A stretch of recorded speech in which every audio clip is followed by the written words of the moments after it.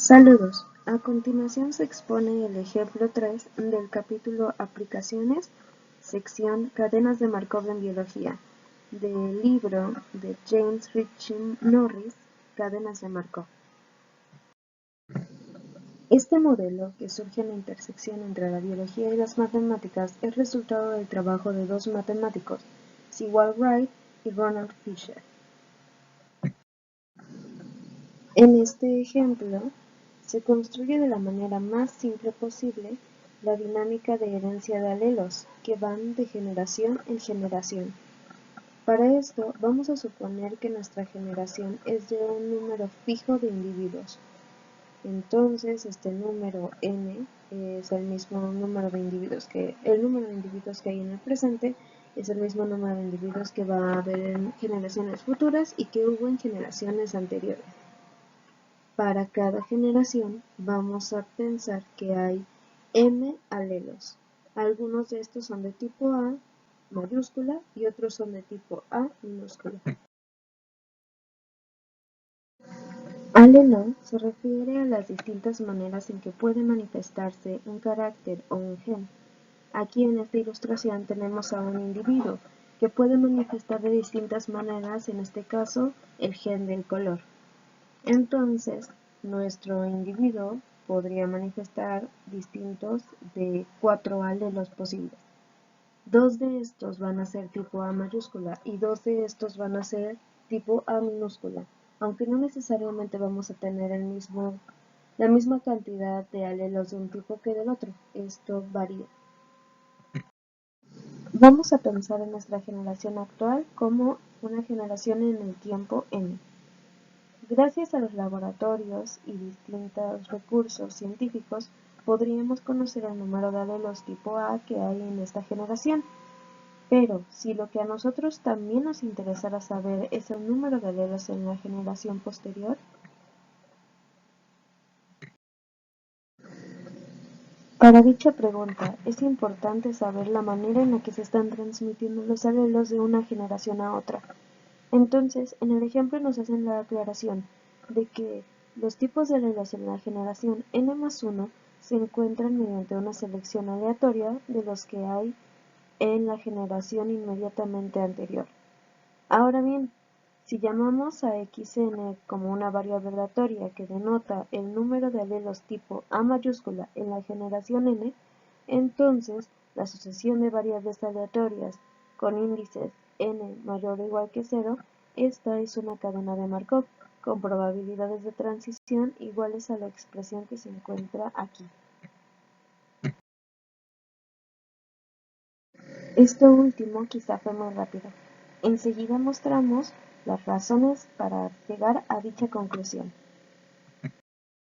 ¿Qué es lo que tenemos? Tenemos una sucesión de variables aleatorias, indexadas en un conjunto discreto, y en cada momento la variable aleatoria x sub n va a variar en el conjunto discreto que va de 0 a m. Esto es que en cada momento vamos a podernos fijar en que el número de alelos tipo A va a variar en este conjunto. Además, el momento n+1 está condicionado por el momento anterior inmediato, o sea, el momento n. Esto quiere decir que si conocemos todo el historial de la variable aleatoria, nos sirve exactamente lo mismo que conocer únicamente el momento actual, el momento n. Esta es la propiedad markoviana.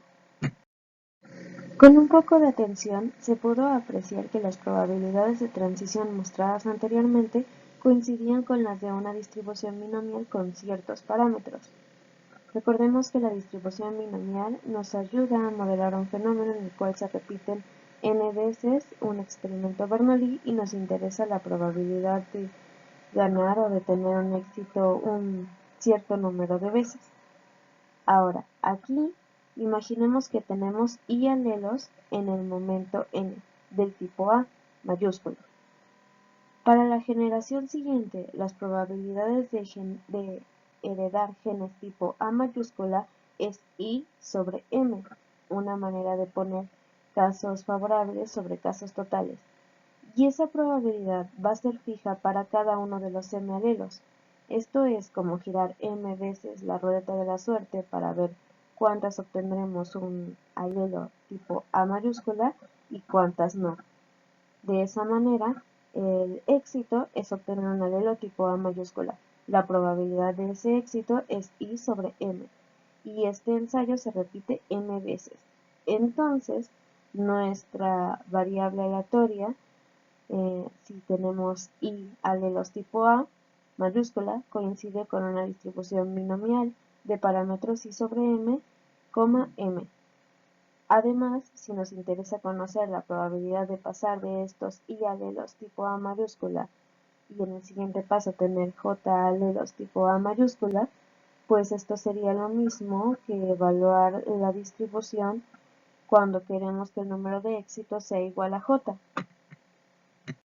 ¿Mejor? En lo anterior considerábamos a la generación como un todo. Ahora vamos a pensar en individuos. Entonces, en nuestra generación, cada individuo va a tener 2 genes. Entonces, nuestras posibilidades van a ser las siguientes combinaciones: A mayúscula, A mayúscula, A mayúscula, A minúscula, A minúscula, A minúscula. Vamos a tomar, por lo tanto, a M como un número par. Ahora, vamos a suponer que los individuos en la siguiente generación se obtienen al aparearse individuos elegidos al azar de la generación actual. La descendencia va a heredar un alelo de cada padre y se va a permitir que ambos padres sean del mismo tipo y en particular no exigiremos que sean de sexos opuestos. Para ilustrar un poco mejor esto, mostremos el siguiente ejemplo. Pensemos en una generación de 5 individuos. En la generación N tenemos los individuos de esta manera, en la que 3 son del tipo A mayúscula, 1 es del tipo A minúscula y 1 es del tipo A minúscula, A mayúscula. Por lo tanto, nuestras probabilidades de obtener un gen del tipo A mayúscula en la generación siguiente es de 7 sobre 10, porque tenemos un total de 7 genes tipo A mayúscula de 10 tipos de genes que se encuentran en esta generación. Las probabilidades de obtener un gen de tipo A minúscula pues es el complemento. Ahora, si decimos que nuestra generación N más 1 se dio este ejemplo de 5 individuos, pues entonces lo que tendríamos es una transición de cómo pasamos de la variable aleatoria x sub n igual a 7 a x sub n más 1 igual a 6.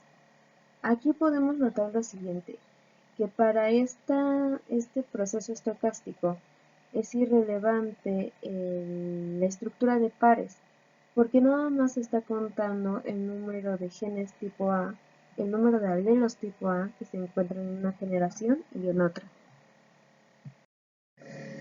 Podemos notar que tenemos 3 clases, la clase 0 y la clase M, que corresponden a conjuntos de estados absorbentes, cada uno, y el conjunto que va de los estados 1 hasta m-1. Este conjunto pues es de estados transitorios, porque siempre va a existir la posibilidad de que se comuniquen entre ellos y no hay como tal una absorción. Para el caso 0 y para el caso del estado M, podemos verlo de la siguiente manera. El estado M es aquel en el cual todos los individuos tienen todos los alelos tipo A mayúscula. Entonces, como la siguiente generación surge de la herencia de la generación N, pues estos van a volver a ser nuevamente todos del tipo A mayúscula, y así para todas las generaciones posteriores. Entonces esta es la absorción y ahí es donde se detiene el proceso.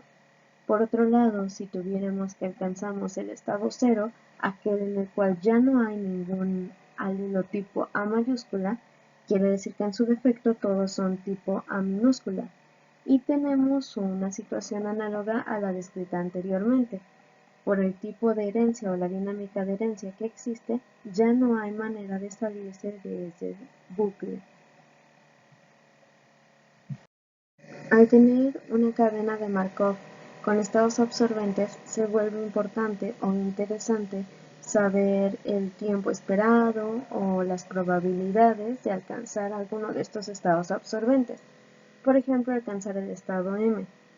Y estas probabilidades están dadas por la expresión que tenemos aquí. H sub i, que representa la probabilidad de que si tenemos i alelos tipo A mayúscula, la probabilidad de que xn sea igual a m, que se alcance ese estado absorbente para algún n, va a ser igual a i sobre m. Aquí se entra el concepto de martingala para nuestro proceso estocástico. Y en este tipo de procesos es importante el valor esperado de las variables aleatorias. Entonces, si tenemos una variable aleatoria del tipo binomial, pues su valor esperado es el parámetro de éxito, el parámetro que representa la probabilidad de éxito. Entonces, pues h sub i coincide con i sobre m. Y se calcularía de la siguiente manera, haciendo la suma de j igual a 0 hasta m de las probabilidades de transición de i a j por j.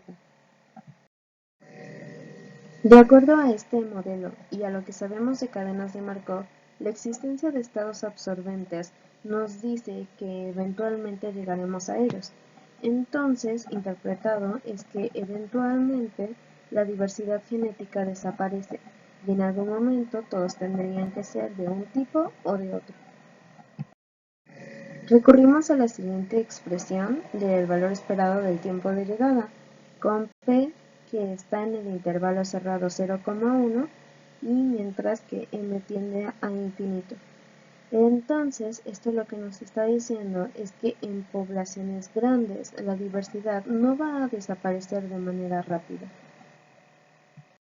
Si hacemos algunas modificaciones a este modelo, pues podríamos ver o representar otros aspectos de la teoría genética, así como si pensáramos en la actividad de cultivo. Si hacemos modificaciones en las semillas o en el suelo, podríamos modelar situaciones diferentes. Para esto, el ejemplo nos propone considerar dos modificaciones.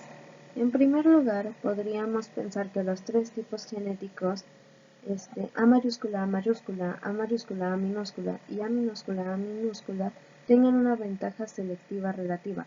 Esto quiere decir que cada combinación de genes va a tener una ventaja particular. Esto difiere a lo que se tenía asumido antes, en el cual solo se consideraban pues las frecuencias de los genes de los alelos tipo A mayúscula en comparación de todos los que había en la generación.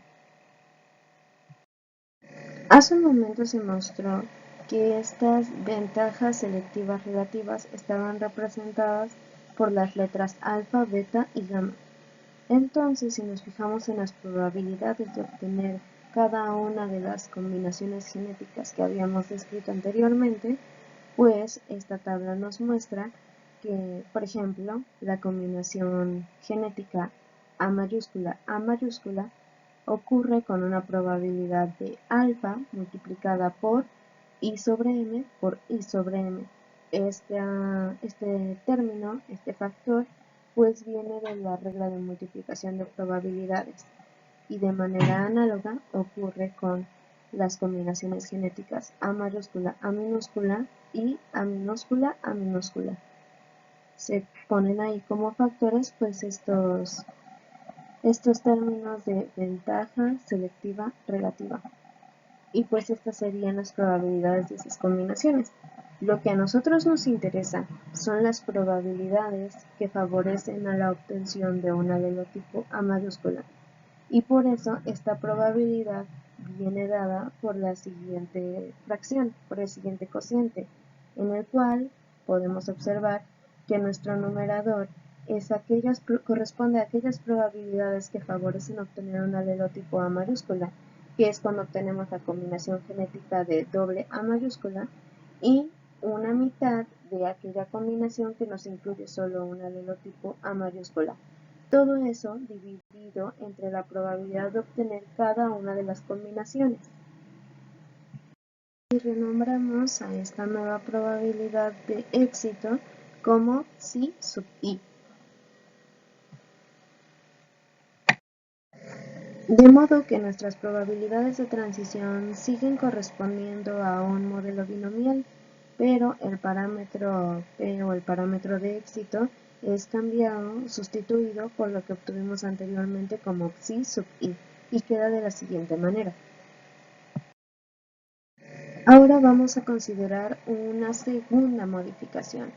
En segundo lugar, pues esta vendría a ser que los genes puedan mutar, es decir, que un alelo tipo A mayúscula pueda mutar en un alelo tipo A minúscula con probabilidad U, y que un alelo tipo A minúscula pueda mutar en un alelo tipo A mayúscula con probabilidad V. Entonces esto podría verse un poco más explícito con el esquema que se presenta aquí. Al igual que en el caso anterior, nuestra probabilidad de éxito, es decir, de elegir efectivamente un alelo tipo A mayúscula, se ve modificada.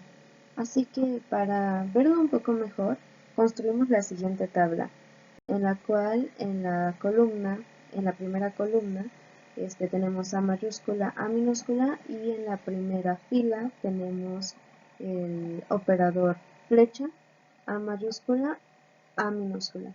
Esto quiere decir que la tabla muestra las probabilidades con la cual un gen cambia de un tipo a otro tipo. Entonces, como el tipo A mayúscula cambia a A minúscula con probabilidad U, permanece siendo A mayúscula con probabilidad 1 menos U. Y por otro lado, si el gen A minúscula cambia a A mayúscula con probabilidad V, permanece siendo A minúscula con probabilidad 1 menos V. Esto lo consideramos porque nuestra probabilidad de éxito depende de que si en nuestro momento presente, en nuestro momento n, tenemos y alelos tipo A mayúscula, el éxito va a depender de que los alelos tipo A mayúscula continúen siendo A mayúscula y que los tipo A minúscula puedan mutar a un tipo A mayúscula. Esto viene dado que esta probabilidad se puede ver como el siguiente cociente, en el cual multiplicamos i por 1 menos u más m menos i por v y todo sobre m. A esta probabilidad la renombramos con el nombre de phi sub i. Podemos ver el parecido con la modificación anterior, en el cual pues se consideraba esta nueva probabilidad de éxito de alguna manera como casos favorables sobre casos totales. Renombramos la probabilidad y la sustituimos porque nuestro modelo o nuestras probabilidades de transición se siguen acoplando con algo del tipo binomial, en el caso en el que pasamos de un estado I a un estado J.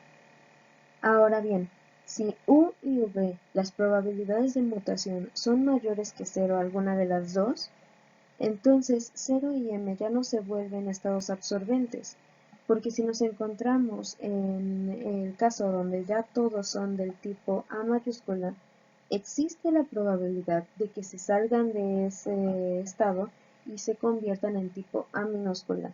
De igual manera, si llegamos al estado en el cual todos los alelos en la generación son del tipo A minúscula, existe una probabilidad de que estos cambien y entonces pues ya no hay estados absorbentes y por lo tanto la cadena se vuelve irreducible porque tenemos un solo conjunto de estados comunicados. Todos los estados se comunican.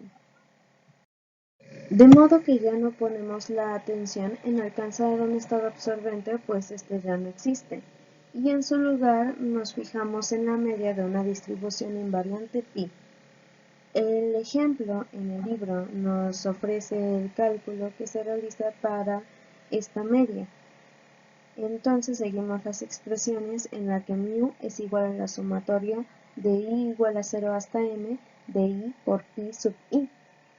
Y esto va a ser igual al valor esperado sub pi de x1. Esto a su vez es igual a la sumatoria que va de i igual a 0 hasta m de pi sub i por el valor esperado sub i de la variable x sub 1. Entonces, siguiendo los cálculos, llegamos a una expresión en la cual vuelve a aparecer μ.